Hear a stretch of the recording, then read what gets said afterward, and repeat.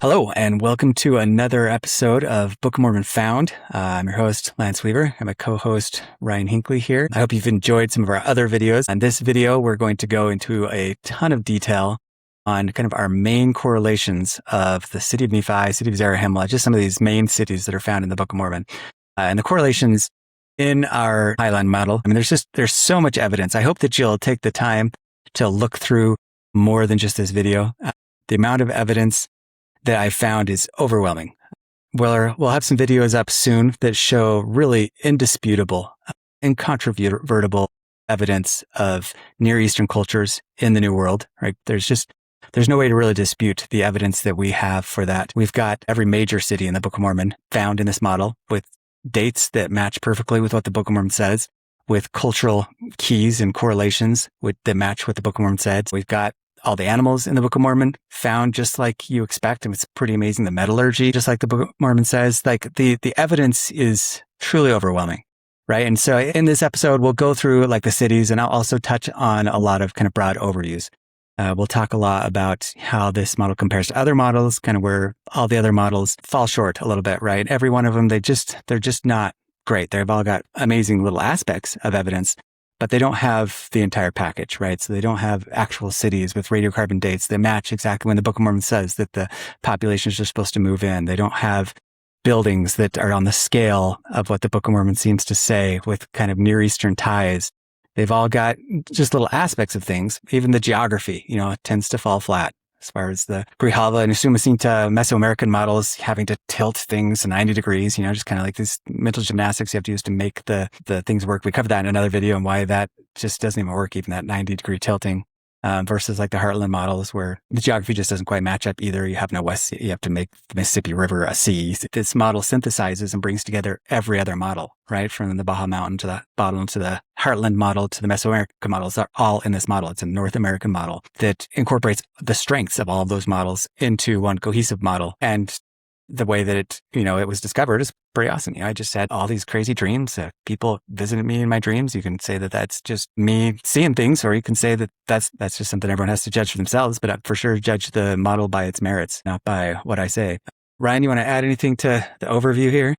Yeah, I don't remember when it was, but I remember you saying something about how there's so much precision in your model. Like you were saying, the other models, they have proposed lands for the city of Nephi or Zarahemla or whatever. But your model, you can like drill down and find actual ruins of the actual temple of Nephi, or like the palace of King Noah, or, whatever it may be. And like those things are actually there and they fit in your model in relation to everything else. And so we're not just making up stuff, right? A lot of stuff came to you in your dreams, which I don't know a lot about, but it's interesting because even if it did come to you in like a sort of revelation kind of way, like you're still finding it there in the archaeology. So it's not, you're still not making up the stuff. It's like it led you there or something. And maybe you can expound more on that. Yeah. But yeah, I'm excited to dive in. So. And I mean, that's always been cool about, like, I'll have these experiences, I'll wake up kind of in that hypoponic state and there'll be like somebody teaching me or talking to me. And I mean, it's always wild when I hear something and then I go look it up and it's like, I don't think I could have known that, because I'm questioning myself. I'm being like, is this just my imagination? Am I just imagining this voice that's coming to me and talking to me? And then I'll go and like look things up and it'll be like, holy cow, did I possibly read that 20 years ago and forget? And my subconscious is bringing it to me? Or is it legit? Like there's this like angelic being or voice, and sometimes I'll see a person, but almost always it's just a voice. And it'll be like, well, that's crazy. Like what he says checked out.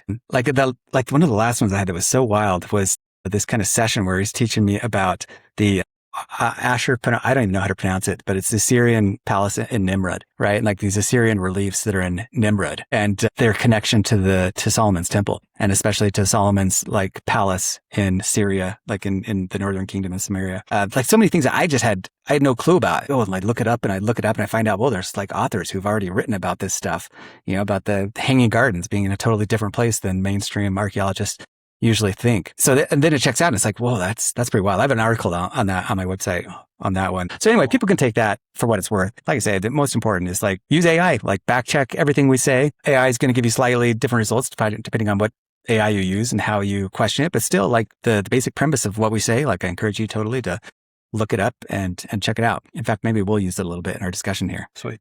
So I kind of have a book I'm writing here, and a ton of these pages are kind of actual pages from my book and the slide back. But if people want to see this information themselves, hop onto my website, Gathered-in-One, right? Gathered-in.one, and then go to the archaeology section. And so in the archaeology section, you can just scroll down. Most of my main articles are within links within this intro page here.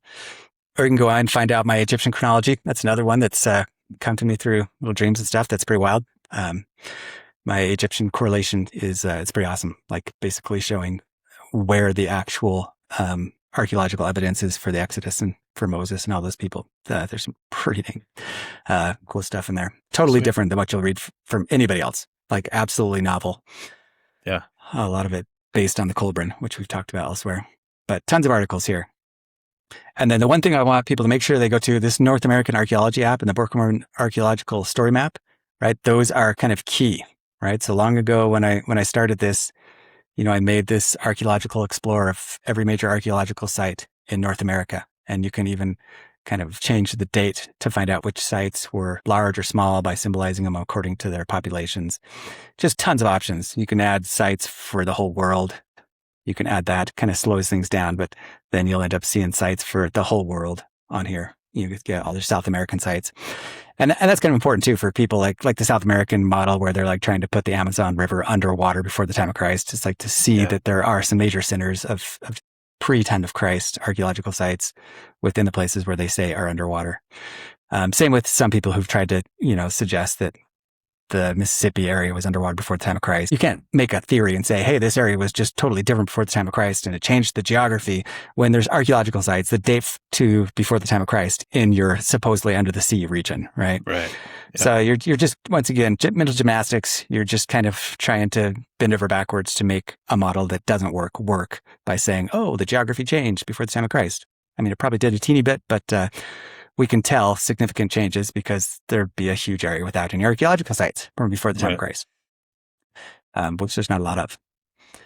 Okay, so let's go in and start by a basic overview. If people haven't seen our other videos, this is the basic overview of the model right here. This on the left is an internal model, right, which kind of matches the basic internal models that people in BYU, a number of different authors have made.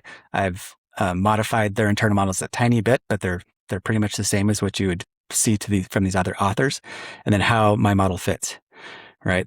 We got the city of Nephi, land of Nephi, which has to be south of the land of Zarahemla, or at least southward of the land of Zarahemla. Can't be east, west. You've got the river Sidon, which we know has a major arm, which has to go from the south to the north, from the land of Manti toward the north, right? Because it has east and west banks, and it goes from a highland in the land of Manti, what it says is the head of the river Sidon, has to flow toward the north. We don't know where it goes from there, but Alma 22 really seems to suggest, it says that it flows from east toward the west, right? Really seems to suggest that. So here we've got the same east toward the west in our internal model. That's something that a lot of the internal models kind of miss. They just leave out that entire section of Alma 22 that's pretty clear, saying where it says the river Sidon running from the east toward the west. We know that it flows by Zarahemla because you have to cross the river Sidon to go between Zarahemla and Gideon. And so there has to be a separate arm. That's one of the reasons why most people kind of put it going straight north. But there's no indication at all whether it goes to the East Sea or the West Sea after that, right? And so everyone just kind of guesses. Our only real indication is the fact that we have armies. Amalickiah, we have multiple armies that are leaving from the East Sea cities that we covered in another video, and they're heading all the way up to Bountiful and to the land northward, and it never mentions them crossing the river Sidon. Right. So if the river Sidon actually exited to the East Sea, which most put it that way, and the reason why they put it that way is because they want to make it fit with their Mesoamerican models, because both the Usumacinta and the Grijalva rivers exit to the East Sea, right? So they're trying to make it fit their model. But the Book of Mormon would suggest otherwise, because you would think that for sure, if it really exited that direction to the East Sea, that there would be an indication in one of those chapters of Alma 40 to Alma 60, when those armies and groups are going up the East Coast, it would say they crossed the river Sidon. Because in pretty much every case, when an army is making their way around the land of Manti, it talks about them crossing the river Sidon. Right. In fact, in 3 different instances, the armies come into the land of Zarahemla, and like in one case, they take prisoners. But whenever they head back to the land of Nephi, it talks about them crossing the river Sidon. which makes us suggest there's like, oh, that must be some kind of a delineator. And that matches what it says in Alma 20, Alma 22, where you've got the narrow strip of wilderness between the land of Nephi and the land of Zarahemla, and that the River Sidon is associated with that narrow strip of wilderness, right? That makes it pretty clear. Yeah. So in our model, we've got all of those things matching perfectly. We've got our land of Nephi here in Oaxaca. South of our land is Zarahemla, which is the Morelos Basin and the Mexican highland. We've got our city of Nephi, which matches, we'll talk about that perfectly. There's so many absolute spot-on matches from the archaeological date that it's founded to the temple that is there. Like it all just matches spot on to the city of Nephi. We've got our narrow strip of wilderness between those two lands, between that highland Oaxacan area. Not only that, the climate matches perfectly. You know, the Baja model, that's one of its strengths, is it's got kind of this climate that matches the Near East. Well, this valley of Oaxaca, where our land of Nephi is, as well as our Morelos Basin, are in these cloud shadows. They're these desert basins, these inland, very deserty basins in Mexico. So nothing like the Mayan lands where we've got these thick jungles where the crops of the Near East just wouldn't grow. Israel's crops would not grow there. But in these areas, they're totally full of cactuses. If you've been to Tucson, Arizona, they look a lot like Tucson, Arizona, except for that they've got sections that are a little more Mediterranean, right? So they've got some sections that are highly seasonal rainfall, but still very dry season, and looks a lot like the Near East. So great place where you'd have crops all the way to date palms, growing. So anyway, we'll talk about all of these places, how they work so well. The land of Bountiful, how that's where all the food in Mexico is grown, right there across the Mexican highland. We'll talk about our east and west passes, right? And how that is the reason why, we did 2 videos on this now, how the narrow neck is the reason why people haven't discovered this model already, right? I think if it weren't for those, that what I believe is a misunderstanding in the text, this model would just be intuitive and everyone would believe it. Yeah. Because they think those narrow passes are the narrow neck. But it's like, no, if you read the text carefully, the narrow passes, it never really associates them with the narrow neck, right? And I say they're 2 separate things. In the case when it actually mentions the narrow neck, I think it's usually talking about Baja, that's kind of this major delimiter between the land northward and the land southward. But the narrow passes are these narrow passes where they fortify so that people can't go to the land northward. Yeah. Anyway, so you can catch our video on that if you want more detail on that. And then, of course, my land northward is the Heartland model, right? So that I think the Mulekites first landed and populated the land northward. And so that all those great matches that the Heartland model people have for just so much evidence of association with Adana and Hopewell sites with the Book of Mormon, I absolutely agree. I just say those are the Mulekites. And then only a subset of the Mulekites went to the land southward, which kind of makes clear when it talks about it. And they came up into the South Wilderness and founded the city of Chalcatzingo. But the Jaredites, covered the entire face of the land, all the way from even into South America. But the Jaredites were all of North America, all of Mesoamerica. We'll cover that in another video as far as the Jaredites. So let's move in just the land of Nephi. So let's go to where is it? God, we got so much information that we're just not going to cover. 186 slides. And I mean, that's even just, there's another 80 in a second presentation that I have and then there's another 40, there's so much stuff. Yeah, so much. And that's what you would expect if their model is correct. Just unending information that supports it. Yeah. So. God, some of that stuff is just so amazing. I wish I could cover it all and that people could see it in every video. We'll start making shorts. So when I get 100 shorts of all this stuff, then that'll be awesome. Yeah. Okay. So let's go through, and like I say, look these up on AI, like use it, right? So the timeline, that's a huge one. So our land of Nephi, right? The city of Nephi is Monte Alban, and it's within the valley of Oaxaca. And this matches like unbelievably, right? In fact, if you were to go in, and I did this recently, and just go to Grok or the AI that you trust and say, give me the five largest Adana sites. And it has to be Adana. You could say Hopewell, but it actually has to be Adana. But give me the 5 like largest, most significant Heartland sites, Eastern American mound builder sites, which date from between 600 BC to 500 BC, right? Because we know, so Nephi left Jerusalem in 600 BC, but they didn't leave Bountiful until like, it was like 580 or something like that. And then we don't know how long it took them to sail across or to actually get in the land of Nephi, but we're kind of suggest that they probably got in the New World around 565, 570, somewhere in there, right? Because all these kids that are born in the wilderness are now like adults, like Jacob. Right. Yeah. And by the end of the book of Jacob, like he is a priest teaching these people. It sounds like he's like 40 years old, right? Maybe 50 or 60 years old. So we're into like 520 BC, kind of that kind of period, 530 BC.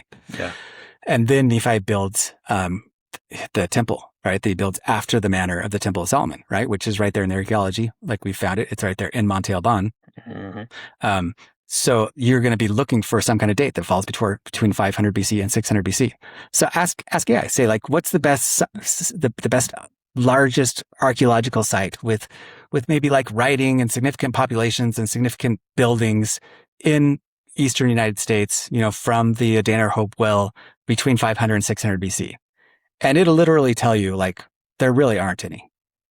Like it'll say that. Like if you ask it for like buildings and like some kind of a significant population or something like that, it'll be like, yeah, there really aren't any. But it'll give you a couple options, and then you dig into those, and it'll be like, oh yeah, all these cities actually like date to a different time. Like they got their main population in a different time, or they're up in the Ohio River Valley, totally up and away from where even the Heartland tries to put their land in Nephi. Yeah. Because their land in Nephi, it has to be south. You have to have it south of the land of Zarahemla. And I mean, let's not even mention the fact that Chattanooga, Tennessee, where they kind of try to put it, is more or less east of Ohio. I mean, let's actually just go to that so we can compare a couple of these. So here's our Heartland model, right? We've got our land of Zarahemla here. We've got our land of Nephi, which it's like kind of up here, right? I've kind of tried to be as nice as possible, trying to say, well, maybe like Itawa or something like that. I haven't heard any of them say that because it dates to like 700 AD. That's the problem you run into. All the great matches that are like down here to the south, they match. They're like Mississippian sites. They end up being like 600, 1000 AD. Yeah. Right. And we read in the text pretty clearly that the land of first inheritance is west. It's on the West Sea, west of the land of Nephi. It says that clearly in Alma 22 and also in Mosiah. West, West Sea, west of the land of Nephi. And so it's like, how does Florida fit that? None of that fits that. It's like, can you put it over here? Is that the West Sea? I mean, that seems like the South Sea. Where's your West Sea? Because your West Sea, we already covered in another video. It has to be west of the land of Zarahemla. I mean, the problems are large. Yes. And then whether it be your Sorensen model or your Sumacinta model, they've got their own problems. Because if you're like, well, so coming out Juyu, which is their city of Nephi, what does it date to? Look it up. Ask AI. It's like, well, it was founded like about 1000 BC. And you get some building projects that happen, about the 600 AD period, but not really, right? Try and compare it to what we're going to present here. And I mean, Coming Al Juyu at least is a real archaeological site. It really actually becomes an awesome site a little later in its history. So it's a better match than a site that didn't exist at that time. But if you ask AI, name me a significant site in Mexico that dates between 600 BC and 500 BC, it'll give you a handful of them. And Camino al Juyu won't be one of them, but Monte Alban will be at the top of the list. Yeah. Right. Like say, like with significant buildings and, the things that the text requires. Yep. So let's go in and just so people can kind of see what gets built. And what happens, the Valley of Oaxaca is occupied just like Camino al Juyu and most of Mesoamerica. You've got this occupation that starts, 1500 to 1000 BC. You've got population in there, but something happened at around, 500, give or take 50 years on the radiocarbon dating. Something happens at 500 and 550 BC where somebody causes the entire population of the northern arm of the Valley of Oaxaca to just move and chop the whole top of a massive mountain off and build this temple there. Right. And it's like, well, what on earth happened? Like, how is it that some kind of like dynamic leader, and not only that, they find these things that they call men's houses. So right before they build this major temple, they create these men's houses, which are like basically synagogues. right? So, and they say that like this egalitarian earlier culture where there really was no strong leadership or no strong priest class is disrupted, and a priest class gets installed, and they start building synagogues, and then shortly after that, they like go and build Monte Alban, right? Mm-hmm. And so for people who don't know Monte Alban, like these are some illustrations of it. So this is like a 1,000 foot high mountain where they just chop the whole top of the mountain off and build this unbelievable temple complex. I mean, this picture right here, you can see pretty well. It is up there really high. You know, we've done lots of trips there. We have aerial drone footage of it. It is unbelievable. And you've got all of these ruins, you know, that were built in the subsequent 1,000 years. But the initial buildings that were built right there at 500 BC, you've got 2 of them, and then you've got the main temple complex, right? And it's got 2 columns. It's got 2 rooms. So this room had 2 rooms, just like the modern ones have 2 rooms too. These are the only east-facing 2-column, 2-room temples in Mesoamerica that date anywhere near the period that the Book of Mormon says. So like just how he said that he built it after the manner of the Temple of Solomon, we find the exact archaeological evidence at the exact time. And there's just nothing close to that in any of the other models. I mean, let's not even talk about the Baja model. You don't even have a fire pit from that time.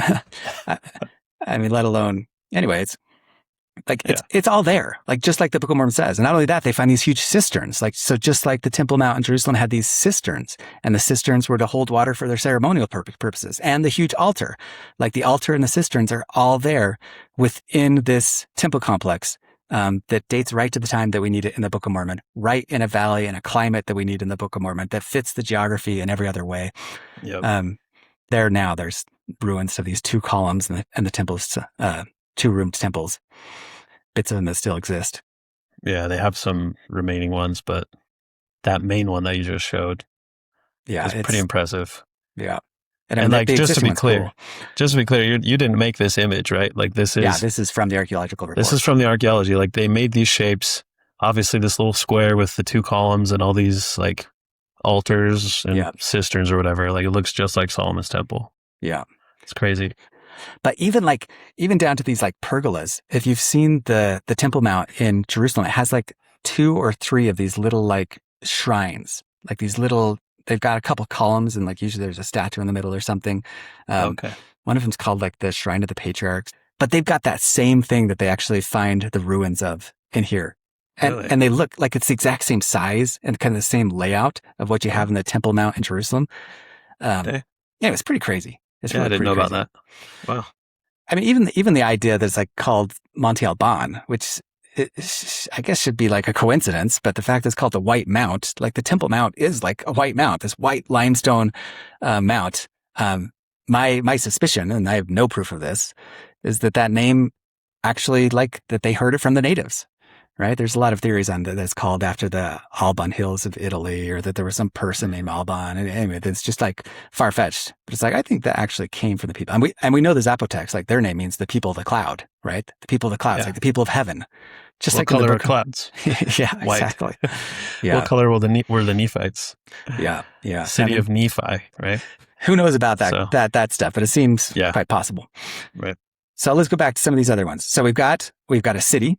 It dates to the right date. It's got a temple, just like what we need in the Book of Mormon, of what he got, a 2-column, 2-room temple up on a hill after the manner of Solomon. So here I have the white name we've talked about. We've got the only known 2-facing Solomon-like temple. The alignment, we didn't talk about that, but if you see our videos, we actually go and talk about how there's that solar tube and the alignment faces exactly east, but then it has a second observatory that like is watching the stars to find the rising of Capella, which actually matches with the Passover feast.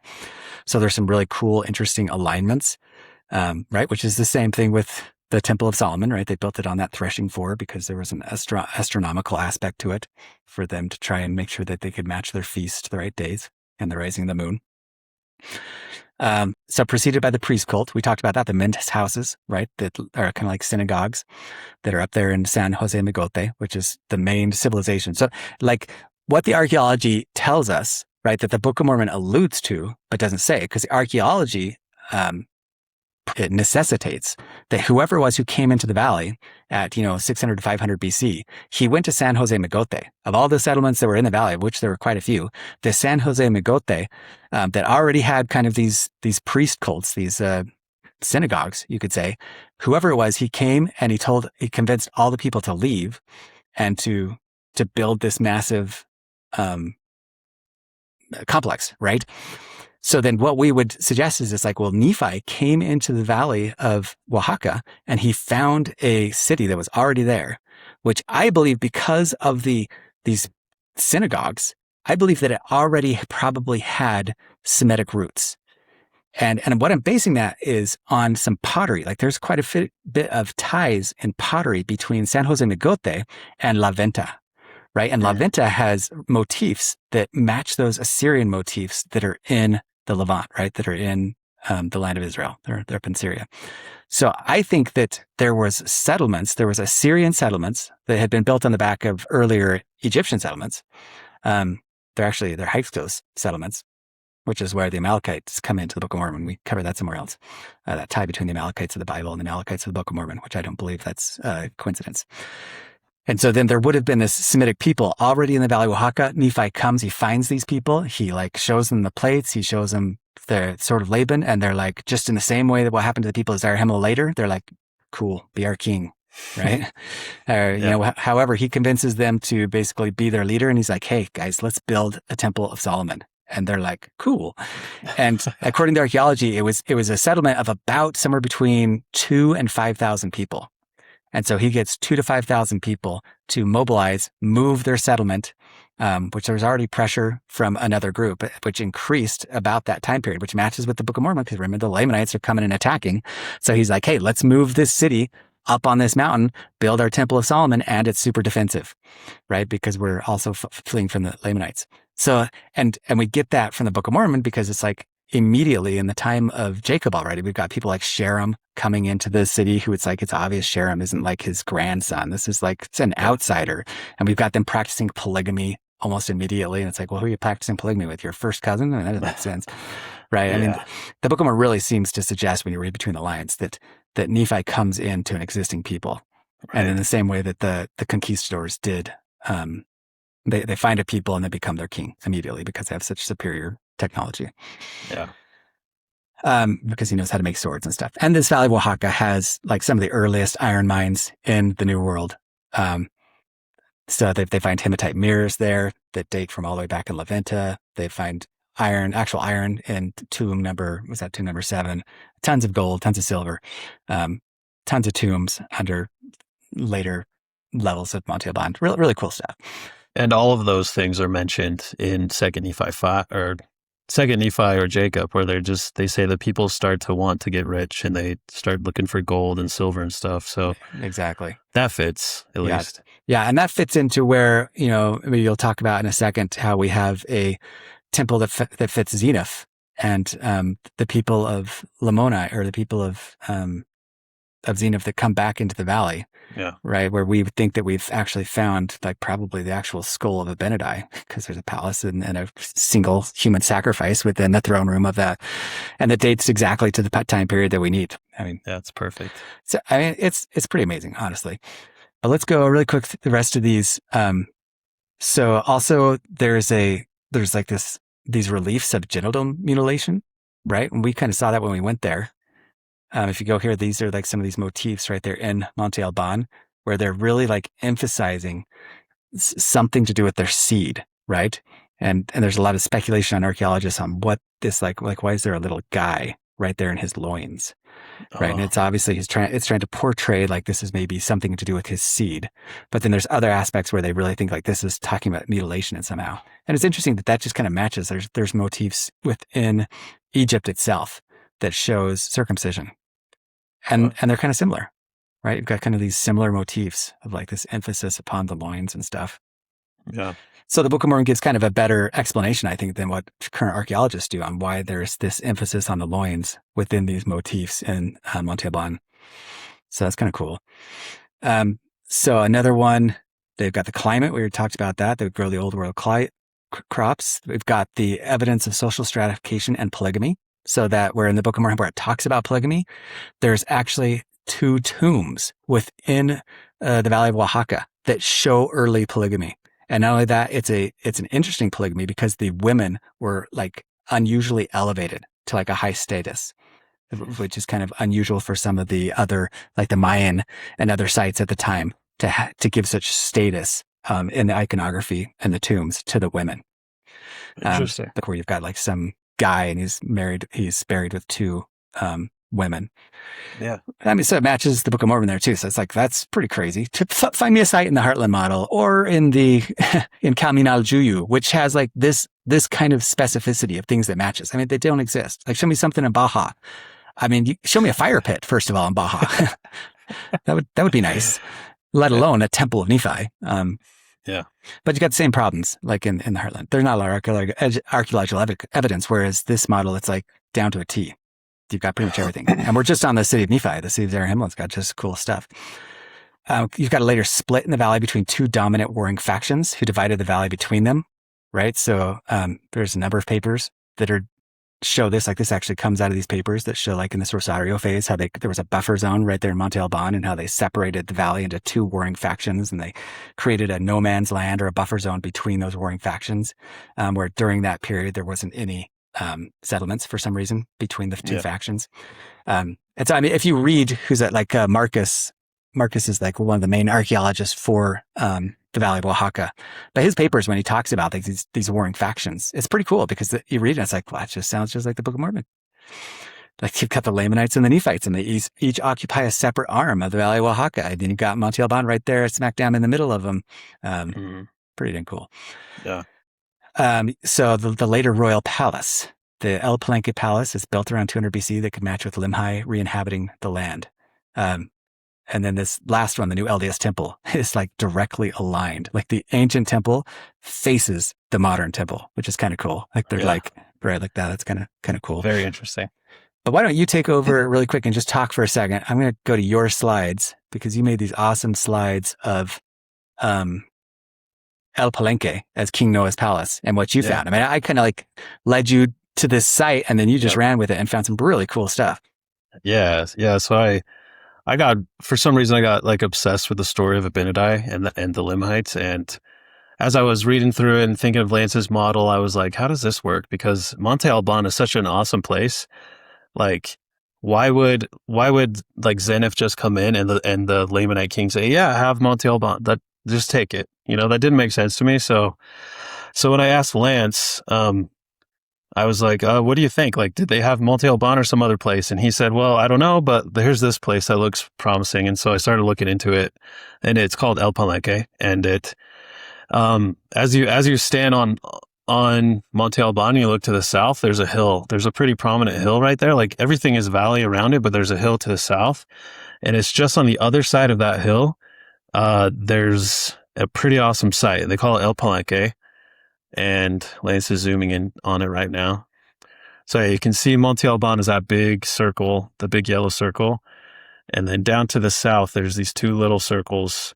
And that is El Palenque. And they found a palace there with a throne room that fits King Noah's palace perfectly. They found temples. So here's a picture of the huge palace. Obviously, in Mosiah 11, we learned that King Noah built himself a spacious palace. This palace is huge. Like, it surprised the archaeologists at how big it was. The archaeologists, everything the archaeologists said are in blue here. Whoever owned this palace was a ruler, and he had the ability to get people to work for him, right? And that's exactly what it says about King Noah in the Book of Mormon, that he got these people to work for him. They labored exceedingly for him, right? He charged a ton of taxes, stuff like that. I don't know if this is evidence of polygamy, but I noted that this is his residential palace here on the right side. Like, these are his rooms. There's like 8 rooms. You know, like why would he need 8 rooms unless he had multiple wives? I don't know. That's kind of my thought. I don't know if you have any insight on that, Lance, but yeah, unless they're rooms for the priests to kind of do their functions in. But I mean, because there's the palace and there's 2 different buildings. Like one's the throne room in the palace and one's like an administrative building or residence or something like that. So there really are. There's a ton of rooms. Yeah, they say this square on the right is the residence, and right below it they call it the east pavement, and it's kind of small on this picture on the right, but that's what Yeah, they right say there. is the throne room. Right. So it's like right next to where he would sleep, right? Um, and the Book of Mormon says that he built a palace with a throne room. I don't know exactly what the words are, but so it's pretty amazing. And then in that east pavement, which we have circled there, they found, like Lance was saying, they found skull and neck fragments of one individual that were partially burned. And so that's to just kind of ring some alarm bells for anyone who's familiar with the Book of Mormon, because what happened to Abinadi, right? He was there in the throne room. He was talking to the priests and King Noah. Oh, by the way, there is a raised platform in this throne room that the archaeologists speculate was a place for the king and his friends or like counselors to sit there, right? And yeah, so they find these bones there, partially burned. They say it's a human sacrifice. We don't know much more about it at this point. Hopefully, more information will come out. But I don't know. It's pretty compelling to me. Yeah. I mean, find anything close to that in any other model. Yeah. Like it's just the amount of granularity of the correlations is kind of mind blowing, honestly. Yeah. Like I wouldn't expect something like this to be preserved. And yet it is. And like for the archaeologists to be like, it's consistent with the ultimate authority of that ruler later took a Mesoamerica and issuing death sentences and presiding over human sacrifices. It's like, that is the story of King Noah offering the death penalty to Abinadi and burning him at this. They're like, we found this single skull. And yeah, this seems to fit with, like, why would he even say that? It's almost like the archaeologists themselves are being inspired by God to like, why would that even, when you found this like burnt cranium, would that be the first thing that comes to mind? It's crazy. But like I say, it matches so well. It's kind of mind blowing. Yeah. And the story is kind of interesting because like that whole site was burned. Like they don't know why they think it was attacked by Monte Alban. And that's another point, is that this site was not politically aligned with whoever was living at Monte Alban, right? Yeah. Like they were enemies. And for whatever reason, for over 100 years, these people lived on this hill right next to Monte Alban, but they weren't conquered by them, right? And that's exactly what happens in the Book of Mormon, right? Zeniff comes in, King Laman, I believe his name is, gives him the land of Shalom and the land of Lehi Nephi. And he lets them live there for 13, 20 years before they try to attack them. But then they can't seem to actually conquer them for maybe a couple more generations, right? And then it's around 100 BC when they finally conquer these people. And that's exactly what happens in the Book of Mormon. So, I mean, just like your other point, look, find any model that has a fire pit, for one, but then find one that has a palace next to a city of Nephi that has a temple of Nephi in it. And then make sure that the archaeological dates. Yeah. And then make sure that the archaeology has evidence that these people were not politically aligned with whoever the Lamanites should be. Yeah. Right. And that it fits, like the dates perfectly. Like it's just so perfect. Yeah. And not only that, like, so one thing that the other models don't have too is like when you hear the story of, so when King Noah is there and they see the army approaching and he's about to strike down Gideon, right? And he's like, oh, but the army is approaching. So then he has to have a tower that's on a mountain that you could see an army approaching like hours and hours in advance, right? And so if you try and do that in Caminaljuyu, in Guatemala, anywhere, you've got so many trees, you've got a jungle. It's like, how on earth would you see that through the jungle? If you try and do that in Tennessee or anywhere in the eastern United States, it's like you have to find a place that now has like a 10-mile stretch of no forest, which is very rare, right? I mean, maybe there's one today in Tennessee somewhere, but not back then. So this area has no timber, right? This is like just prairie land because, like we say, it's this Mediterranean, Near Eastern kind of deserty climate that would grow the wheat and stuff at the Near East. And then if his tower's up on this hill right here, right, which we have videos of us being on this hill, and you can totally see like 10 miles all the way to Monte Alban and these other areas, you could see the army approaching. Yeah. And the archaeology kind of actually tells a cool story because there is a major gold mine. So just right up this arm right here. So if this would have been their main settlement, this would have been his palace and throne room kind of on the side of the hill. And then right over here, this site is on the edge of a gold mine.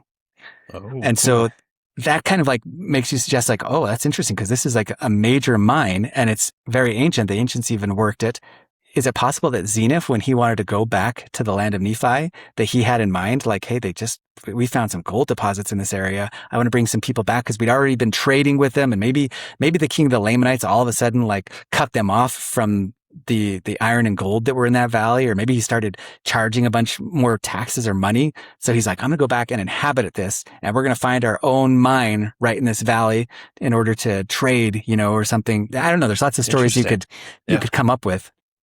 Yeah. Anyway, I could talk a bunch about that because there's a polity that is the mixtecs are basically between our land of Nephi and our land of Zarahemla. And that might be one of the reasons why it's like they could never find the land of Zarahemla easily after they came back, because they're always having to go around these hostile mixtec kings that blocked the main access between the two. So that explains why when Alma and the group, Alma the Younger and the group kind of head back to Zarahemla, I believe they're going way over through the jungle. Right? They're heading, instead of taking this direct route, they're going and taking this coastal route. And it's like, why would they do that? The Book of Mormon doesn't even suggest that they took a roundabout way, but the archaeology suggests that they took a roundabout way. And once again, my dreams and stuff suggest they took a roundabout way. And so then that would explain why they kind of go roundabout. Interesting. Do you think these hostile mixtecs are mentioned in the Book of Mormon?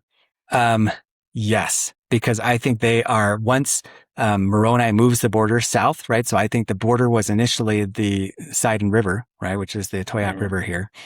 So if you can kind of see it right here. Here's Manti right here. Here's Sidon. So once the Nephites are attacked by the Amalekites and the Lamanites, then Moroni moves the border from the river all the way to the southmost reaches of the headwaters.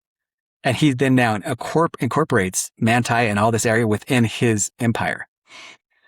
And so as soon as that happens, now the Mixtecs are dominated and allied with the Nephites, because these are the cities that the Alma the Younger goes and converts. Right? So my Ammonihah is like over here, and my city of Aaron, right? Because it says the Aaron, it gives a relationship between Aaron and Manti, and it's kind of in that region. So I think that when he goes to the land of Aaron and goes onto some of those missionary journeys, he is now in the Mixtec lands, converting some of these Mixtec people. And I think it's those Mixtec people who are actually the source of where Sharon and those guys came from as well. Like those were Mixtecs, and that they had close ties to La Venta, right? That there were a number of different Semitic people dating all the way back to the time of Solomon when he conquered the Amalekites, right? Because he took over the Amalekite, the Amalekites were allied with the Phoenicians. And they are the first ones that kind of came over here and set up the Mulekites, right? So the Mulekites were on the tails of the Amalekite Hyksos empire. Anyway, that's all a lot of stuff. People can get into my stuff. I have so much granularity as far as that goes too, that it's kind of crazy. Yeah. Interesting. But that's a tangent. Cool. Okay, so we're gonna move on now. So with here we got my land of Nephi. I'm just gonna zoom in really quick so people can actually see Monte Alban and how high it is on this hill. Yeah, and I might have got vertical exaggeration on here, but that's still 1,000 feet high, right? And there's our main temple right there. Right, we did some tours to this. We'll have to do some more at some point. I'm gonna go back to our slide here so people can see how crazy. Right, that's the whole complex. Those are all the temples of it. There it is right there, kind of an aerial photo of it way up on this 1,000-foot hill with the temple facing the modern LDS temple down in Oaxaca. Yeah. Pretty cool. Okay, let's jump to Zarahemla. Yeah. So Zarahemla is founded when Mosiah the First flees the land of Nephi. And so something's going on in the land of Nephi to make some kind of faction. Like, but obviously there'd been a split in the descendants of Nephi, and part of the descendants of Nephi had essentially become Lamanites, and they chase Mosiah the First, who's probably, maybe there's some kind of a conflict for the throne where, the house of Mosiah splits, and maybe Mosiah's brothers were the ones who were chasing him out of the land of Nephi. Who knows? But he completely flees the land of Nephi because the Lord warns him in a dream that if he doesn't, he's going to get killed. He goes really far, enough that he's not going to get caught by those guys. And then he goes and finds the people of Zarahemla, who are Mulekites, right? which what I say again is a portion of the Mulekites went from the land of Mulek, which is in the land northward, and they come down into the south wilderness. And then they found the land of Zarahemla, and the king of Zarahemla is there. So we'd be looking for an archaeological site that's somewhere kind of north of that narrow strip of wilderness that has an archaeological site dating to at least, 600 BC, even though it's now, between 150 and 250 BC maybe even 300 BC, when Mosiah is making his way into Zarahemla. But we need to have an archaeological site that dates all the way back to when Mulek came into the land. And maybe beforehand, right? Because when does Mulek first get there? Like, my belief is that the Mulekites, that Mulek is following established shipping channels. I think that he came across the Atlantic, that he actually went, because there's a lot of mythology in Scotland or in Ireland and in England, that there were multiple groups, including, I think, Jeremiah, one of those guys that actually comes to England, and that there was a king there. And the Colburn kind of fits on this, right? We've got the Hoshkia and the group that is Near Eastern in England. So I think that there was a Israelite group within either England or Ireland, and that Mulek went to that area, hung out for a little while, and then came over to the New World because it had ties to the New World. There were settlements here all the way back to the time of King David. And so, and that's my heartland, right? I think that a lot of the heartland sites and why people feel in their heart that there's like all this real Israelite ties to those heartland sites, those early Adena sites, is because of this, right? Yeah. So then my actual site of Zarahemla fits that narrative perfect. It is the site of Chalcatzingo. So if we want to look, first of all, on my Book of Mormon site thing here, and if you go, in fact, we can look right in here. And if you go to Formative Pre-Classic, it'll show you just the older sites, right? And you get down here, and this is down in this deep valley, and you get Chalcatzingo right here. And it is a crazy cool site, right? So the very earliest inhabitants of the city are like dating radiocarbon to 1500 BC, but that's like, there's no monumental construction. So the pyramids and temples there are being built like closer to maybe 900 BC, maybe 1000 BC, but probably 900 and 800 BC. And then it gets abandoned. By the time 500 BC rolls around, it's not even important anymore, right? So once again, that's the idea that we get when Mosiah comes into it. There's kind of a declining empire, and that's why he is so welcoming to Mosiah and being like, "Oh, I'm so glad you brought your records and everything because my empire is failing." Right? Yeah. You almost get this idea that there was a more ancient greatness, that Mosiah, he's hoping Mosiah will help him to capture that.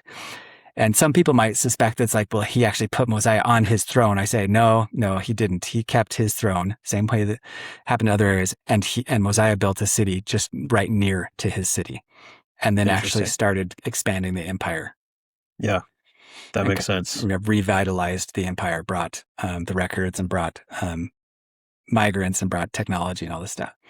Yeah. Okay, so Chalcatzingo, let's go to where we can actually see what this thing looks like. And it has some really cool stuff. So the cool thing about Chalcatzingo is its murals, right? And it has murals that I think, do you remember that it says a stone was brought to them, and the stone told the story of one Coriantumr? Yeah. Ah, that's where that stone is. Okay. Yeah. And so there is an actual stone. Once again, it's like, show me another model where you've got a stone. It's like, this could actually be the stone of Coriantumr. Yeah. Okay. So this is the side of Chalcatzingo. And here is the actual stone, right? Chalcatzingo has a lot of really cool sites. So it's got these pyramids. A lot of the older periods are circular instead of like square. So, up in the Valley of Mexico, the sites have like these circular pyramids. Anyway, I'll talk about that later. But Chalcatzingo has tons of murals, and a lot of them match with La Venta. And this would have been a major trading partner of La Venta, right? So this would have been like kind of integrated with the Jaredites, you can say, right? The Mulekites and the Jaredites. And we kind of get a hint that the Jaredites were interfacing with the old world, because in the later parts of the Jaredite record, they start talking about the New Jerusalem and things like that aren't found at all in the earlier parts of the Book of Ether. So it's like, well, how are they even knowing about this? There must be people coming from the old Jerusalem telling them about this concept of Jerusalem to make them start either preaching the concept of a New Jerusalem and all this. Right. So that fits really well with Chalcatzingo's dates and with all these motifs. We find a number of motifs, like this motif here of a griffin trampling on a captive. That is almost a carbon copy of some motifs they find in Assyria that actually came from Egypt, right? Where they literally have the exact same thing. It's a griffin trampling a captive, right? So it's like a feline animal with a bird head. Anyway, people got to watch our video on our correlations to get into that stuff because it's kind of cool. It's got one of the first quadriforms, right? This is a very important Olmec work of art that gets carried on into Teotihuacan. But then this one is the really cool one, right? So we've got this crazy stone, this big stone that would take it would have taken 20 people to move this stone. It's a big stone. I don't know, maybe 10 people could probably move it. And it has this picture of this like dying guy, right? With these crazy headed guys walking toward him. And this is the wild one. Like, so these weapons right here, I have some figurines from Babylon and Assyria where they're using this exact type of club. Wow. And I don't know any other places in Mesoamerica where they have these clubs. And not only that, so both, I should have put this on my Oaxaca, Monte Alban. So Monte Alban and the Valley of Oaxaca, La Venta and Chalcatzingo are the densest artwork of bearded guys, right? Chalcatzingo totally has bearded dudes. Even this guy looks like he has a beard. Oh yeah, look at that. So you get a ton of bearded artwork in Chalcatzingo. You've got weapons that are just like what we find in Babylon. We have this guy who's dying and these people coming up to it. Like, is this possibly the stone that has Coriantumr dying? In fact, the description of how they translate this is they think that this glyph on the backside here, that is actually his his like spirit leaving his body, like showing that he's dying. Interesting. And see these horns right here? Those horns also match little statues that are also found in Babylon. Yeah, I've seen a picture. I think you had a picture somewhere that I was looking at. By the Mesoamericans don't usually have much facial hair, right? Yeah, pretty rare. Almost unheard of in the Mayan lands, but pretty common in this area.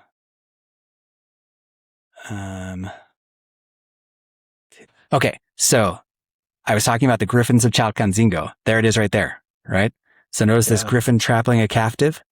It's got a bird head, right, which is kind of like a dragon bird head. And they actually admit this is probably like a Quetzalcoatl, basically a bird head, feline. And in another image of this, that actually shows its tail, that it's full on like a jaguar body, right? You can see his claws there and he's trampling this captive. So let's check out these Assyrian reliefs, right? That come from, I think it's from Nimrud, but these are probably Egyptian-based reliefs that made their way into Assyria. But you've got this griffin, right? This Horus-headed feline trampling a captive in the exact same way, right? And even that iconography, that terminology is like biblical, right? The idea of like trampling on your captive is like that's straight out of the Bible. That's how you know that you've conquered somebody, you've trampled on them, you've put them under your feet, right? And so pretty crazy. Right here, you've got the same thing in actual Egypt, where you've got kind of like this feline guy trampling on a captive. So this is a markedly old world iconography that has made its way into Chalcatzingo. So, I mean, it's pretty awesome. And if you want to say that this is a coincidence, I mean, I don't know what you're smoking, honestly. And I've got so much that it's impossible to call a coincidence. To see these battle axes, look at that Sumerian battle axe right there from Babylon, right? And one of these from Syria, and see that guy's horns? Oh, yeah. Compare that to his horns. Yeah. Like, is that not like almost exactly the same? Yeah. And these are both like that's Babylonian? Yeah. Okay. Yeah. So totally crazy. There's the same thing going on again. Seriously, just amazing matches. Amazing matches. Okay, let's go back. Just because, well, it does say about Coriantumr that he's been schooled in the ways of war of the world or something like that. So like, it kind of gives a hint that he's not necessarily like a native of that land, or at least he has ties to another place, right? Yeah. So yeah, and very interesting. And in my model, right, the Jaredites covered all of North America. So the Olmec are the Jaredites, but so are the central highland groups, like Jalapeno, is tightly bound to the Olmec groups and dates to the same thing. And it's right there in the highland. But then it also dates to like these early, like Adena mound builder, the early woodland period sites. And so I would say that it's like all one empire and that they're kind of having a lot of commerce. But my model is saying that Coriantumr makes his way from New York all the way back down to Mesoamerica to dwell with the people of Mulek, right? Yeah. Unless we want to suggest that it's like that the Mulekites came after that to found the city of Zarahemla. I mean, that's also possible that all that happened. But it's like they bring to him a large stone. And so was that large stone drawn right after Coriantumr came and visited them for 9 moons? Kind of suggests it. Sure sounds like it. So then it would sound like to me that Coriantumr actually makes his way back down to Mesoamerica. Yeah. Right. Which, I mean, 2 Chamorro people have to believe in that same thing, that you got Moroni like going all the way up to Camorra, to burying the plates and then probably coming back. It's kind of funny because people are like, that's way too far. That's like, not really. Yeah. When you think about that, Nephi traveled 1,500 miles from Jerusalem to Bountiful, where he built his ship. Like that's 1,500 miles. That's almost the same distance as from New York to Mesoamerica. And they traveled that just so they could build a boat to travel under 10,000 miles across the sea. I mean, these guys weren't afraid to travel. Right. So, okay. A couple other cool things. There's just really cool iconography that fits with motifs that are in the Kolbrin. I'm not going to go through this, but like there's so much rock art there at this Chalcatzingo site. So that is my initial city of Zarahemla, and it just has so many ties to the old world. Really cool stuff. So the date, like I say, it starts to get big around 900, 800 BC, and then it gets diminutive, and I think it finally gets abandoned around 200 BC. But what happens then is, so then when when Mosiah came, this city loses its importance because he builds 2 new cities. Okay. And the 2 new cities that he builds are Cholula, right? And its surrounding cities, which is the main city of Zarahemla. You might say this is kind of like similar to like Brigham Young coming in and taking Salt Lake and also building Provo and also Ogden, and imagine that the population center, like that there's a big earthquake or something in Salt Lake. And so then the population center moves to Provo, even though it's all kind of part of one big metropolitan area from the beginning. Yeah. So then I say after the time of Moroni, especially when the armies are pushing the population up into the Mexican highland, then Cholula takes importance over Chalcatzingo and its associated main Zarahemla hub. So Utepec, right? So we've got Chalcatzingo right down here, and then we've got all these sites in Utepec. And these sites, these Pirámide de las Flores, like a lot of these sites remain super important and actually have palaces and gardens all the way to Aztec time, right? So these Morelos Valley sites are incredibly important, but their population really kind of explodes at 200 BC.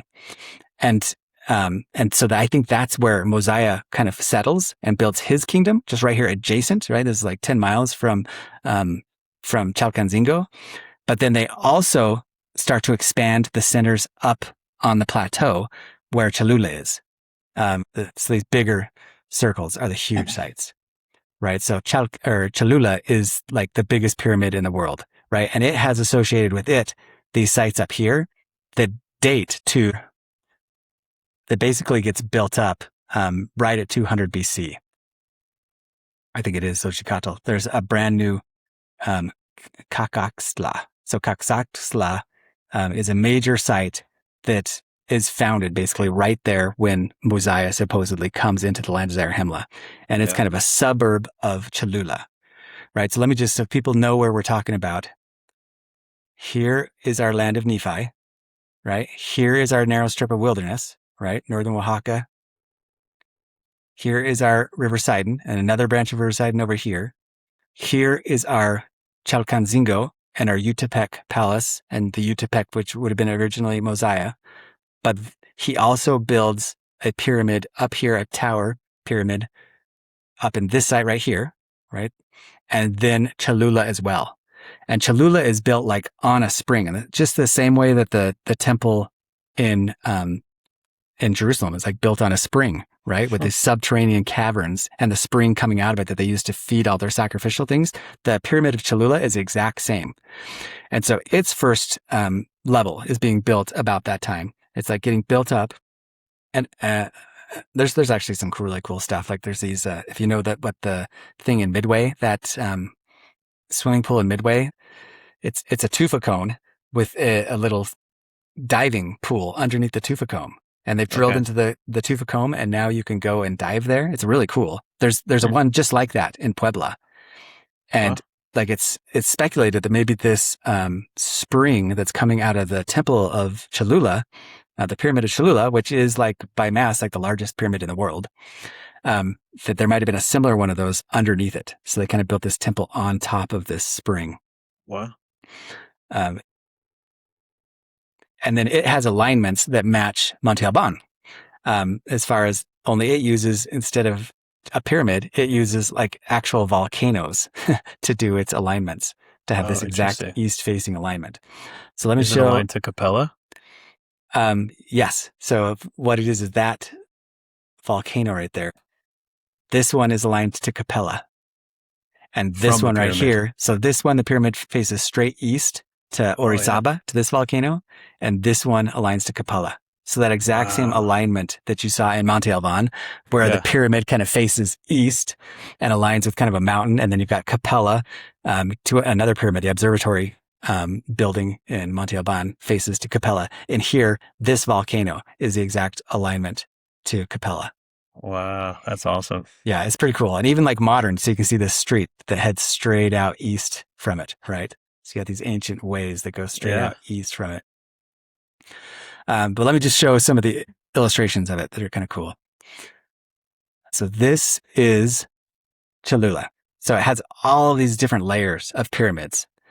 And like I said, this is even bigger than the Pyramid of the Sun in Teotihuacan, which we'll talk about in a second. So a massive pyramid that would have started as just the lowest level, smallest pyramid at about the time of Mosiah, and then it just continually gets built bigger up. At the time of Moroni, when the population really gets pushed up into this area, the pyramid gets a lot bigger. But if you read Xochicatl, like his early codices have Cholula as being like the priesthood center, right? All the way to ancient times. It's like, it's not Teotihuacan, it's not these other major cities, it's Cholula that is always like the main priesthood center, the main religious center. And then from like other records, we know that like Oaxaca was also a main religious center, and there's all these tombs there, and some people call it the Rome of Mesoamerica. Interesting. So Cholula and Monte Alban, or at least Oaxaca Valley, are like these major religious centers in all the ancient codices. Many of the ancient codices. Okay, so this is what the pyramid would have looked like anciently. This is what it looks like now. Unlike the Teotihuacan pyramids, they haven't uncovered very much of it. They've just uncovered a little bit of the base, right? So you've just got this. And then they built this church on top of it because it was the main religious capital, even at the time that Cortez conquered. And he was like, we're going to bring Christianity here. And in order to show that we've really conquered this people and that we've religiously conquered them, we're going to take their main religious building and build a chapel on the top of it. Yeah. Yeah. But you can see how massive it is. It's huge. We climbed up to the top of it. Oh, that's right. If you remember. Yeah. And it's pretty cool. I wish they would have let us go in it. They used to let you go in it because there's a tunnel going all the way into it to the spring and stuff, but they don't let you do that anymore. Yeah. So the site timelines of Cholula combined with Cacaxtla and Xochicatl match very well, especially Cacaxtla, which seems to be built exactly at 200 BC, right? The east-facing pyramid with the cosmic alignment of both the Volcan Orizaba and Malinche, we just talked about that, matches really well with the Monte Alban alignments, going to Capella, one directly east. And there's also a Popocatépetl alignment, which is a massive volcano behind it. The pottery motifs in Moyotzingo, which is just right south of Pueblo, match with those of San Jose Mogote, right? So there was an obvious trade where they find similar pottery in both those areas, in our land of Nephi and in our land of Zarahemla here. Yeah. So even the hill next to Cholula is called Zapotec Hill, right? So the Zapotecs are the indigenous name to, like we said, that's the people of the cloud. That is our people of Nephi. Yeah. And there is a hill right behind the pyramid of Cholula that's called Zapotec Hill for some reason. right? Wow. In fact, there's a Zapotec neighborhood too, just southeast of it. So it's like, why do you have all this Zapotec neighborhoods? Same thing happens in Teotihuacan. They know there's a Zapotec neighborhood in Teotihuacan for some reason. Yeah. So there's a cultural tie to the Zapotecs. One of the neighborhoods near Cholula has a name of Zarahemla, which seems phonetically similar to Zarahemla. Yes, it does. So that's kind of similar. Does the X make an H sound? So through time, that has changed. But like, so Oaxaca, right? Oh, yeah, with an yeah. X. So modernly, most of the times you pronounce the X like a H. So it would be like Zarahotla. Whereas some people debate whether anciently maybe it made a little bit more of a sh sound or something between a H and a sh, right? So there's a lot of loaning different sounds, and you could kind of debate whether this is a very good match or whether it's not. But I think it's interesting. So I think it's worth mentioning at least. Yeah. Right. Zarahotla, Zarahemla. Sounds kind of interesting. Do you know the relative position of Zarahotla to Cholula? Is it on the east? It's like right there. It is right there. Oh, okay. Yep. Now it's spelled differently in different places. It's Zarahotla and Zarahotla, but it's just straight to the west, exactly west. To the west. Okay. Yeah. So La Malinche makes a really good hill that the army went and hit on. I won't really go into that, but if you remember when the Civil War kind of starts and the Kingmen start to cause problems in Zarahemla, they go and it says they go to a hill. So you've got this rebel group and they go and they hide out on the hill, and then Moroni goes and gets them. Is it Moroni or is it his successor? Anyway, I can't remember. Like this La Malinche really matches the movement of those armies really well, right? And so it's like this huge volcano with thick forests. It makes sense that they would go and hide up there just outside of reach of the land of Zarahemla. It's right next to a volcano, which is known to have erupted at the time of Christ and destroyed nearby settlements and even buried a Pompeii-like city, right? It's very likely that this volcano set fire to Cholula, just like the text says in the Book of Mormon, 3rd Nephi. Yeah. So if people... Fire from heaven or something, right? Yep. So here is our Zarahemla, right? Like I say, the early Zarahemla is down in the valley, but then by the time of Moroni, it moves up here, and this is Popocatépetl, one of the most active volcanoes in the world. It has so many different eruptions, but there is an eruption right around the time of Christ, and there's a massive ash cloud that comes ash flow comes right down here, and this city right here, if you can see this site right here, this got actually, it's like a Pompeii of America. It actually got buried at the time of Christ by ash. Cool. And there, I found records that they suggest that Cholula actually did catch fire from this eruption. Wow. Right. So that's another like really awesome match. Yeah.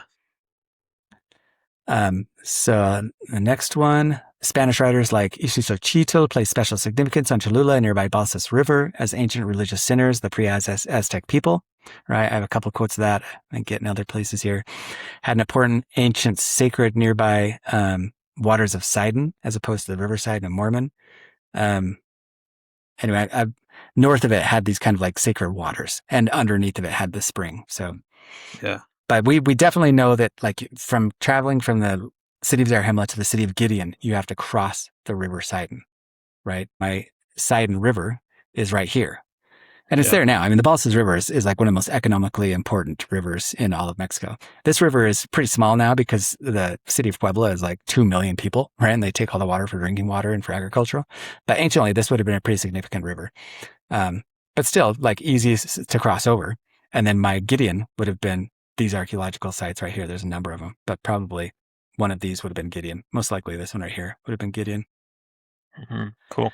So there's tons of sites, and all their radiocarbon dates, like, absolutely fall within the Book of Mormon window, if not matching perfectly with the Book of Mormon, like when you would expect them to be created. Yeah.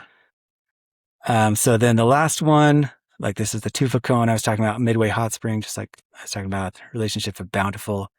Anyway, so there's a lot of really cool matches with the city of Puebla, of the site of Cholula, the surrounding sites, and Zarahemla. So once again, I mean, I just challenge anyone to find any other site that even comes close, right? I mean, this site had hundreds of thousands of people at its heyday. Like by the classic period, this site probably had like nearly is like Teotihuacan, like 100,000 people. By the time Cortez conquered it, it had like 250,000 people in the greater area there. So try and find a site. Like once again, if you look at the Heartland model, like their Zarahemla is, they think it's just west of the Mississippi River, but there's not even archaeological ruins there. But they take that verse in the Book of Mormon, in the Doctrine and Covenants that says, let you build a city across the river from Nauvoo and let the name of Zarahemla be placed upon it. And so they think, well, that must be the ancient city of Zarahemla. But there's no archaeological ruins there, right? Like Wayne May kind of tries to find some sand and say, this is the staircase of an old mound. But it's like, there's not a single archaeologically attested ruin, like zilch, zero. And maybe you could say like, well, maybe the river ruined the ruins because it's in the floodplain. But it's like, well, I mean, Zarahemla should have had like 100,000 people, because at the time of Helaman, when we've got the Gadian robbers coming into battle against it, it said that they went out by their tens of thousands and they slew the Gadian robbers by the tens of thousands. So they're going out month by month and slaying like 10,000 here, 10,000 there, 10,000 here. It's like, if you're going to be slaying tens of thousand people in multiple battles, you've got to have an army of like 100,000 people. If you have armies of 20, 30,000 people, you've got to have a population of over 100,000 people, or quite a bit more in the greater area. And that's going to leave like a lot of archaeological evidence. So to suggest that there just is no archaeological evidence, which there isn't in any of the hills around there, or that it was all like destroyed, when Zarahemla is like such a significant, massive population center as far as what the text suggests, it's just rough. And you've got the same problem. Oh, go ahead. I was just going to say, there's so many little cities that are mentioned in the Book of Mormon that surround Zarahemla. Yeah. And your model, obviously, you can point these out, but these other models, like if they don't even have ruins for Zarahemla, then you're still going to have to find everything else too. Yeah, and there's hundreds of them in that area. Like there's a saying that you can't put down a shovel in the Valley of Mexico without finding an archaeological artifact. And it's true. Like Puebla Valley and the Valley of Mexico have so much archaeological history that it's like it beats anywhere else in America, right? By far. Yeah. Like by far. The only place they would even come close maybe is like the Mirador Basin or something like that. Yeah. So, but the same problem with, if you've got the Grijalva model, right? Your Zarahemla there is Santa Rosa. And Santa Rosa's population never really exceeded 20,000 people. So, I mean, Chapo de Corso was bigger than, once again, like ask AI, get on AI and be like, what was the peak population of Santa Rosa, the archaeological site along the Grijalva Valley? And how did it compare to, say, a site like Chapo de Corso just to the north? Like Chapo de Corso was bigger. Sorensen said that that's like Sidon or something, and then Zarahemla and Santa Rosa, it's like your populations just don't really match, And I've argued on Facebook with a lot of people who like try and get these obscure archaeological dates to be like, well, in the greater area, there was hundreds of thousands of people. And it's like, well, there's really not evidence of that. That's just somebody's guess. Like when it comes to the actual evidence, you need to have a city like Tikal or a city like the Mirador Basin, right? Those are better matches for Zarahemla. But the problem is that those populations all happened after the time of Christ. I mean, the Mirador Basin definitely had a big population, kind of in the time period that we needed to have one, except for that it for some reason collapses at 200 BC, has a massive population, up to about 200 BC, and then it like collapses, so that by the time of Christ, it's got like a much smaller population.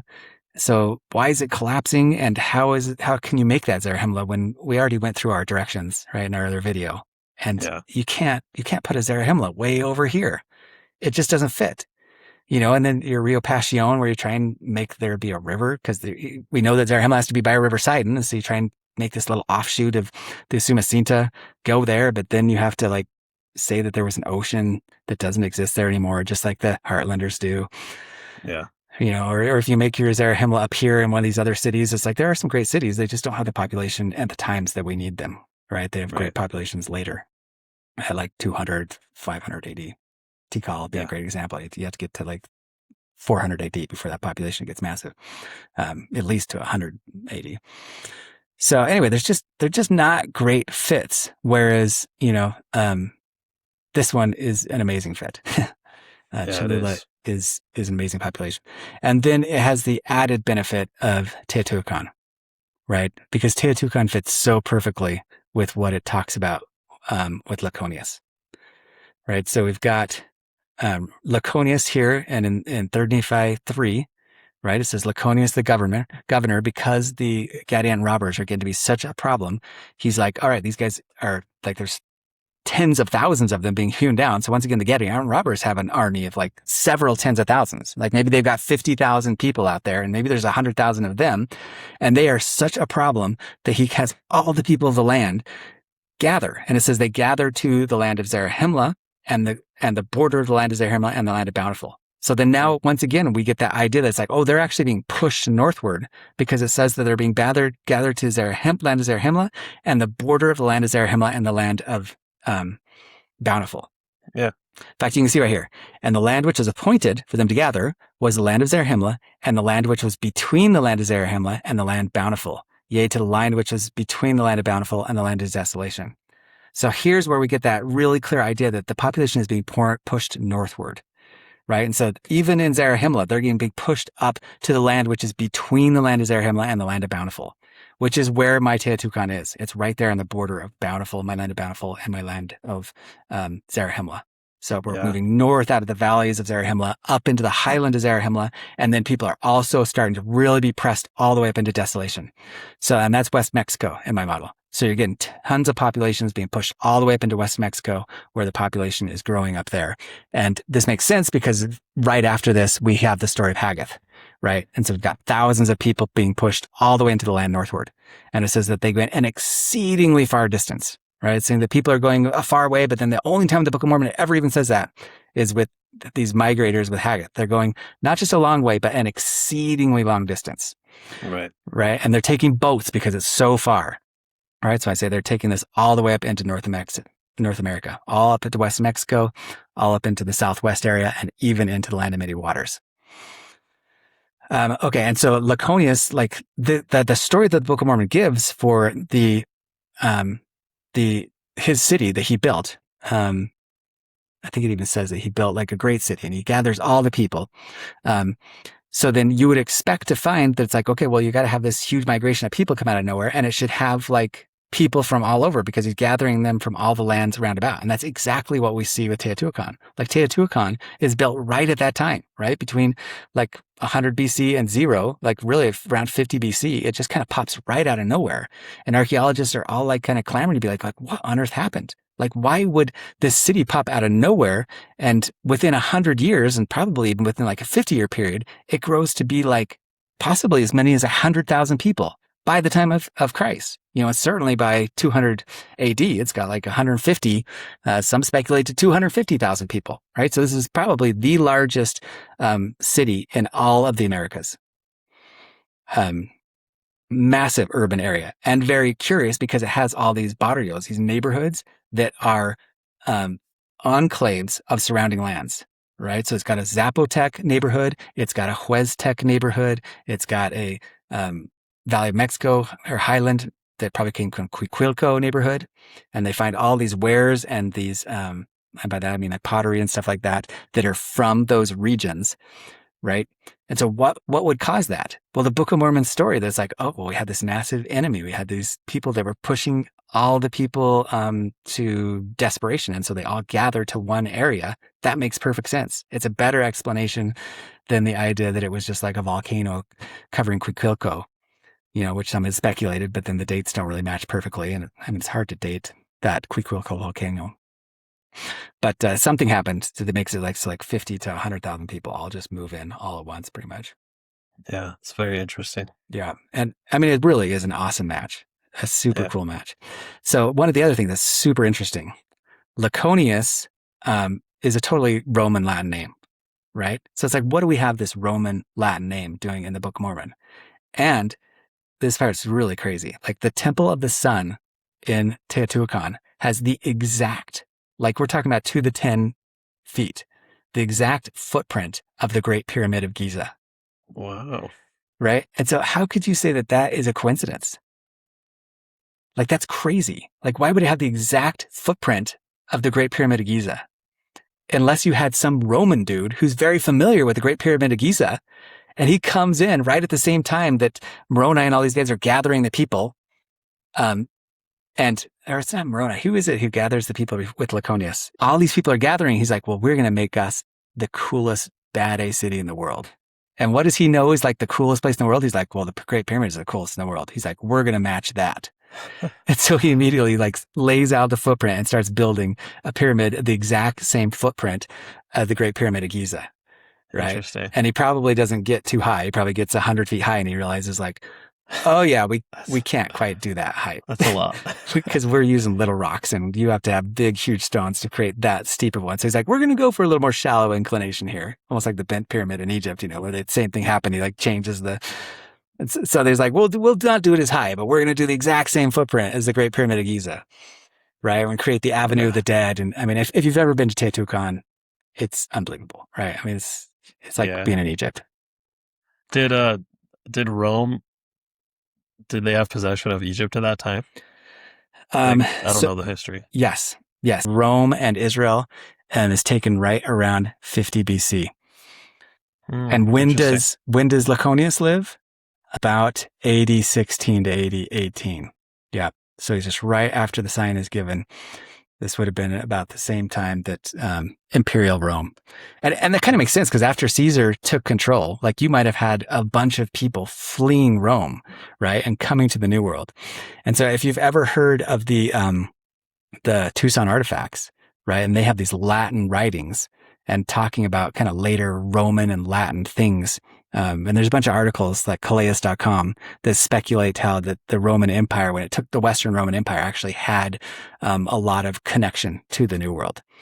And that's all unestablished archaeologically, but there are some very, very interesting sites that make some pretty good cases, especially using things like the Tucson artifacts. But if you really look at the Tucson artifacts, they're pretty convincing, right? There's a lot of websites out there that try to dismiss them, but they're pretty lame. Like, because the caliche that they're under, geologically speaking, it's pretty hard. I mean, they had university professors coming and looking as they were excavating these things back in 1930 or whenever it was, pulling things out of this caliche layer. And then you've got a forensics geologist dude on the History Channel, right? Doing like he actually investigates it. And I mean, some of his stuff might be spurious, but on that one, like it's very convincing. To try and make a case for these being fakes is pretty difficult. Like the cases that are made are pretty easily debunked, even though Wikipedia pages and that don't give it the attention that they should. Yeah. You have to get into some actual books on it. So anyway, like the site of Teotihuacan for Lachoneus gathering the people is pretty awesome. Right? And it fits the scope of the text. It fits the scope of a people who is so big that they can field these armies of, 50, 60, 70,000 people. They're able to go out and cut down the Gadian robbers by the tens of thousands, right? By the thousands and by the tens of thousands. That's a massive battle if you're just regularly going out and like having a battle killing 10,000 people. Yeah. Really pretty cool. Oh yeah. Awesome place. So, I mean, y'all, it's so huge. People can read this if they want to. They can pause and see there's just really a lot of really interesting things. This kind of gives a lot of points that we've covered. All right, I got to cut all this out. Okay, so lastly, I just want to go over some of the other cities and some of the other correlations.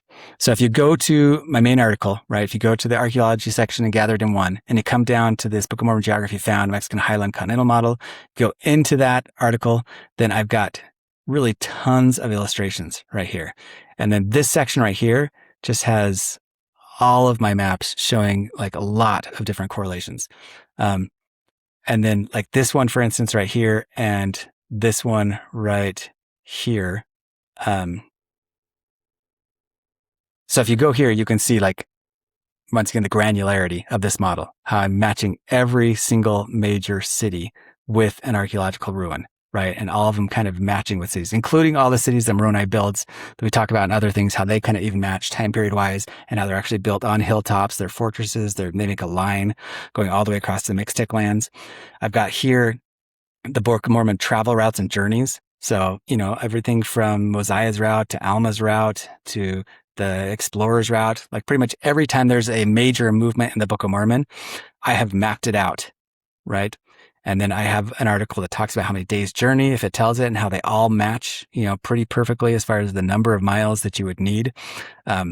So I don't think that there's anything else that is even close to this other than, Sorensen has an example somewhat like this. But I mean, we've been through why some of those things just don't match. You have to do that Nephite North thing to even make it come close to matching, but then you still have problems with it. Yeah. But this one, every journey, they all just work really, really well. And you can just see each individual city that I have in here on this map. And then my final battle map, right, is right here. And I give like 2 possibilities with that. And we'll talk about that in other videos as far as every city in the final retreat.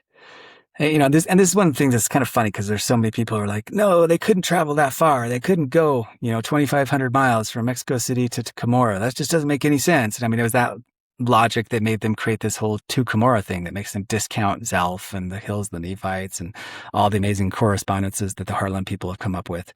But I mean, I just find that laughable. Like, it's seriously funny because on one hand, like, we know that the Saints went all the way from New York to Nauvoo to Utah, right? 2,000 years. And it took them like 25 years. And they built all these cities on the way over 25 years. And you're here to tell me that that the Nephites, with a similar number of people, 100, 200,000 people, who knows how many people made the full migration, couldn't do that over like 50 years. Like the Book of Mormon final retreat is over 50 years, right? And they have like a 10-year treaty in the middle there at the land of desolation. It's just, I can't even wrap my head around people's logic there, right? And their idea that it's like, so they think on one hand that Moroni could carry these like 100-pound plates on his back, no problem. He can trek those up there for who knows what reason. Like, why the crap would he even do that? Why is he going up there to bury the plates if the battle happened in South America? But let alone the fact that they think like, oh, that's doable. But like a group of 100,000 people, they couldn't do that. It's like, are you kidding me? It's exactly like the Saints when they came back east. Like, they have all sorts of porters and stuff. And back then they didn't use wagons, they used boats, right? And so that's why they went up West Mexico, because you could take a boat all the way up West Mexico. You'd only have like 2 little overhand routes. Before the Phoenix stole all the water, like the Yuma River was navigable. You could take a canoe all the way up the Colorado and the Yuma River into the valley of Phoenix. Right. Wow. In fact, they took ferry boats in the spring up into Phoenix before they stole the water up the Salt River. Right. So it's huge. So then you take that and you jump it to the Arkansas River, and you've got basically a waterway almost the entire way. Yeah. And they've actually found boats on the East Coast here in the Huastec lands. They found boats that originated in like Cahokia in the central U.S. area that are down here in Monterey. And so they know that they're using boats to transport stuff. They've got all this cacao evidence, right? They know that there's cacao in Cahokia, that there was a massive trade route that was moving, like you find macaw feathers in Chaco Canyon and several of those Anasazi sites. So they know that there was like cacao being brought up there. There's macaw feathers being brought up there. There's beads being brought up there. So there was a massive trade network. And the Book of Mormon says that, right? It says these people are going to the land northward to an exceedingly far distance, to a land of many waters, lakes, and streams. Right. And founts, where in the Americas, if you live in Mesoamerica, where there's tons of rivers and tons of water, and you're going to call a place the land of many waters, like exceedingly large bodies of water, right? Very large bodies of water. You're going to be calling like these tiny lakes down here very large bodies of water? It's like, no, you're going to be calling the Great Lakes or that. Yeah. Especially if the exceed to the Ripley income to exceed all, right? And some people say that that's the ocean, but it's like, no, that fits a lot better with the Great Lakes. Yeah. Why make 2 Cumorahs when we don't have to make 2 Cumorahs? The whole 2 Cumorah theory is kind of silly. And you might say, well, there's only 1 Cumorah. But it's like, well, I mean, the Doctrine and Covenants itself says greetings from Cumorah, Moroni from Cumorah. And so you're going to say that there's not revelation, there's not actual Joseph Smith saying that the hill in New York is Cumorah. Well, then why is it saying that greetings from Cumorah, the angel Moroni? Mental gymnastics again. Mental gymnastics. Like the most obvious answers that Joseph Smith, along with Oliver Cowdery and all the other quotes we have, believed the Cumorah. I mean, he got his mom saying it too and saying that he said it, that Cumorah was Cumorah. There's only one Cumorah. There's not 2 different things. The hill Cumorah in New York was Cumorah. Joseph Smith believed that. The apostles all believed that. The logic that there's 2 is silly. The distance is not hard. It's not hard to believe. The old world, they're going thousands of miles all the time. All those empires stretched thousands of miles. The Roman Empire, the Assyrian Empire, the Babylonian Empire, they all stretched, 2,000 miles. Anyway. Well, and I mean, I just want to remind people that Mormon moved from the land northward into the land southward when he was like 11 or something like that.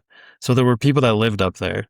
And when they retreat at the end, aren't they going to establish cities? So it's not like every single Nephite had to move from Zarahemla 2,000 miles. Like they're meeting people as they go and they're joining forces, or, correct me if I'm wrong on that. Yeah. And So, and most likely, like we don't have any number other than we know that by the time they get to Desolation, which is where Mormon is from, that there are battles with troop numbers of between 40 and 51,000 people. Right. But we don't know how many people came from Zarahemla to Desolation. Like it's possible that just the ruling elite, like maybe it was only 20,000 people migrating from Zarahemla to Desolation. And then maybe Desolation already has 100,000 people, or maybe, I mean, if you got an army of 50,000 people, you've probably got a population of upwards of 300,000 at least, and then from Desolation, you've got that treaty for 10 years, which we'll cover in another video.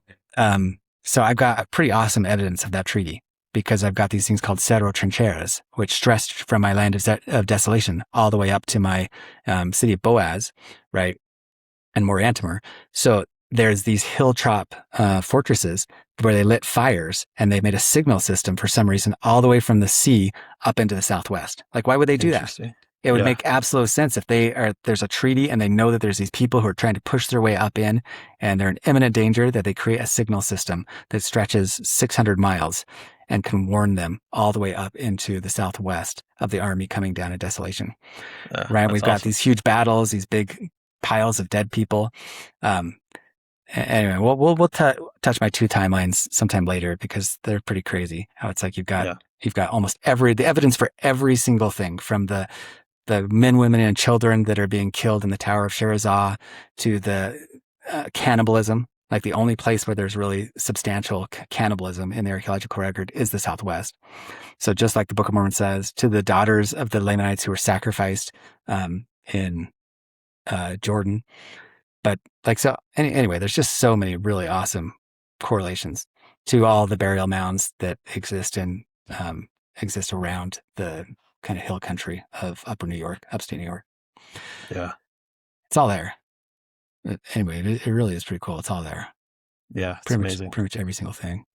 I'd like to say thank you to anybody who has made their way this far into the video. We will be back here every week, kind of covering more steps of this until we have a good number of videos covering all the really cool aspects of this model. And we didn't even cover half of it here. There's just so many more things. We didn't cover the Jaredites at all, really. It's all there. It's pretty awesome. Yeah. But tune in again, and thanks for being here. If you subscribe to the channel, we super appreciate it. Give it a thumbs up, help us out, and we'll keep at it. Shameless plug. If you want to learn more about the place where Abinadi might have died, I did a deep dive episode on my channel, Mormon Theories, episode 15. So I'll put that in the description. Those videos are so good. Thank you. Really good. They're very detailed. So good. Thanks. And then, just another thing is, in that video, I talk about how David Whitmer claims that when they were told to put their testimony in the Book of Mormon, they were like, "There's no evidence for this. Like, people will laugh at us."